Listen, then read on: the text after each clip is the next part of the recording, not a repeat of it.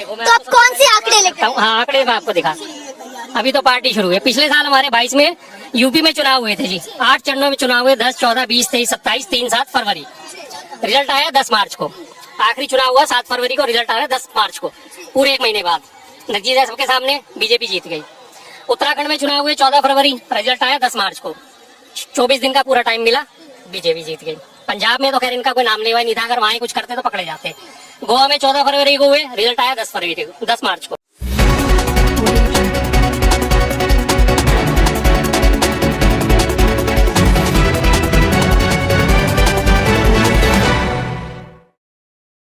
मणिपुर में 27 फरवरी और 3 मार्च को हुआ चुनाव, रिजल्ट आया 10 मार्च को।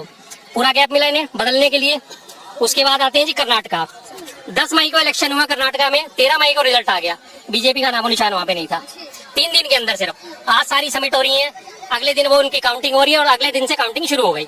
ना टाइम मिला, ना हेरा फेरी कर सकते थे, ना चेंज कर सकते थे। उसके बाद आपके आते हैं जी छत्तीसगढ़ में। 7 और 17 को चुनाव हुआ, रिजल्ट आ रहा है 3 दिसंबर को।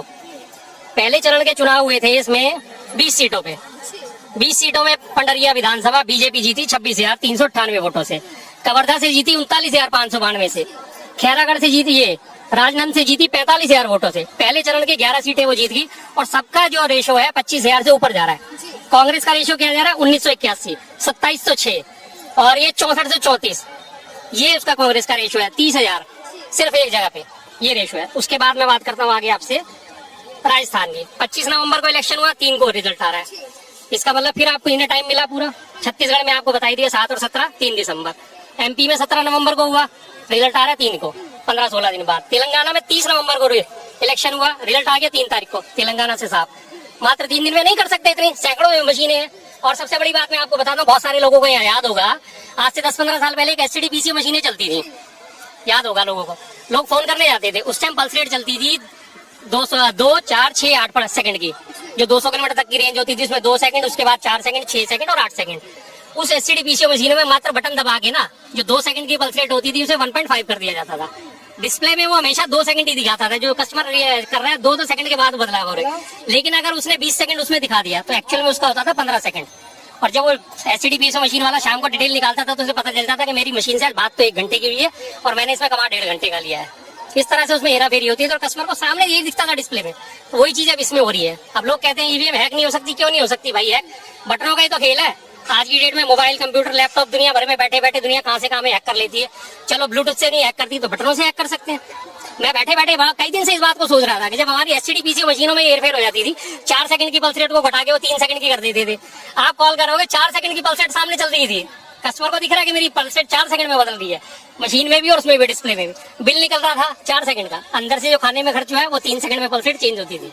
और सारा रेशो में आप सवाल करेंगे? बिल्कुल बिल्कुल। अब मैं तो सीधा सबसे सारी पार्टियों से एक ही सवाल करूंगा, सारी चीजें छोड़ दो, सारे मुद्दे छोड़ दो, महंगाई, बेरोजगारी, भ्रष्टाचार, धर्म सब छोड़ दो। सबसे पहले ईवीएम पे कंसंट्रेट करो, ईवीएम हटाओ, बैलेट पेपर को वापस लेके आओ। आप ईवीएम का रोना रोएंगे, उधर बीजेपी है तमाम। आपके सामने डिटेल दे रहा हूँ मैडम। आप आंकड़े रख रहे हैं, लेकिन बीजेपी तो यही बोलती है, भैया जब आप हार जाते हैं तो आप ईवीएम पे सवाल करेंगे। बीजेपी ही क्यों इसके खिलाफ है? बाकी सारी पार्टियां अगर इस पर मुद्दा उठाती हैं और अगर बीजेपी इतनी देशभक्त पार्टी है तो बाकी सारी पार्टियों की क्यों नहीं रेस्पेक्ट करती? हो हटा दे ईवीएम, क्या परेशानी है बीजेपी को? बीजेपी जीत रही है ना लगातार। मैंने आपके सारे सामने आंकड़े दिए। 10 दिन, 15 दिन, 20 दिन, 25 दिन, 24 दिन का टाइम मिल रहा है, इतनी देर में सारा खेला हो जाता है। मुझे कहा तो ये भी जाता है कि जब परसेंटेज, वोटिंग परसेंटेज ज्यादा रहता है, वोट ज्यादा संख्या में होते हैं, तब बीजेपी को फायदा होता है। वोटिंग परसेंटेज का एक और चीज मैं आपको दिखाता हूँ। छत्तीसगढ़ की वोटिंग परसेंटेज सब है मेरे पास, सब कुछ आपने रखा हुआ है। जी। बेकार में बात करने का फायदा, बेकार में बात करने का कोई फायदा नहीं। लोग भी कहेंगे आगे आप बोल गया फालतू, पता नहीं क्या क्या भोग गया, क्या क्या भूल गया। 20 नवंबर को इलेक्शन कमीशन ने छत्तीसगढ़ का बता रहा हूँ मैं आपको, डाटा जारी करा कि 66.63% वोटिंग हुई है। उसके इमीडिएट नेक्स्ट डे आपका 21 तारीख को डाटा जारी होता है कि 76.35% वोटिंग हुई है। उसके 6 दिन बाद फिर दोबारा डाटा जारी होता है 27 तारीख को, 76.60% वोटिंग होती है। आपके 3 बार में 3 आंकड़े कैसे बदल गए?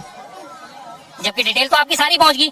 ईवीएम का तो डिटेल यही है ना कि आपने बटन दबाया और सारी डिटेल सामने है, कितनी वोटिंग हुई, कितनी वोटिंग नहीं हुई। तो ये आंकड़े कैसे बदल गए? 20 को इलेक्शन कमीशन कह रहा है 66.63% की वोटिंग है और 27 को वही इलेक्शन कमीशन कह रहा है कि 76.60% की वोटिंग। 10% की वोटिंग कैसे जंप मार गई 6 दिन में? इसका वो जवाब ही नहीं दे रहे। इलेक्शन कमीशन जवाब ही नहीं दे रहा इस चीज का। इसका जवाब तो दे। मैं जनता से भी कहता हूँ सवाल उठाओ, उंगली करो, उंगली सिर्फ वोट डालने के लिए नहीं है, निशान लगाने के लिए नहीं है, इन सब कामों के लिए भी है। 10% वोटिंग बढ़ते ही, और वहाँ पे मुश्किल से मुश्किल एग्जिट पोल क्या दिखा रहे थे, 20, 25, 30 सीटें बीजेपी को, वो जंप मार के सीधी 55 पहुंच गई। कैसे पहुंच गई? ये 10% डाटा बढ़ा ना, तभी तो पहुंची है। और अभी मैं और डिटेल निकाल रहा हूँ, मेरा 3 दिन से कंप्यूटर खराब हो गया जरा, अभी मैं नेक्स्ट वीक में फिर आऊंगा। रिसर्च जारी है और आंकड़े कहीं ना कहीं लेकर आएंगे शर्मा जी।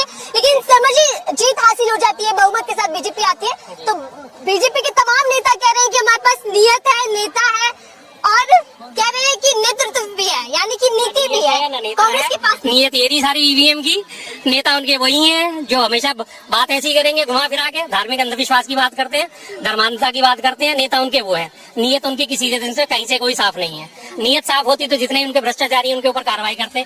ब्रजभूषण शरण बैठा हुआ है, उसकी संसद सदस्य तो अभी तक बरकरार है। दिल्ली पुलिस अब अप्रूवल कर चुकी है कि हाँ ये केस चलाने योग्य है, पहलवानों के शोषण का मुद्दा। महुआ मोहत्रा ने एक ही बात उठाई थी कि अडानी से आपके साथ क्या संबंध है, उनको कह दिया कि जी 2 करोड़ कैश लिया है और गाड़ी ली है। ना 2 करोड़ कैश बरामद हुआ है, ना गाड़ी बरामद हुई।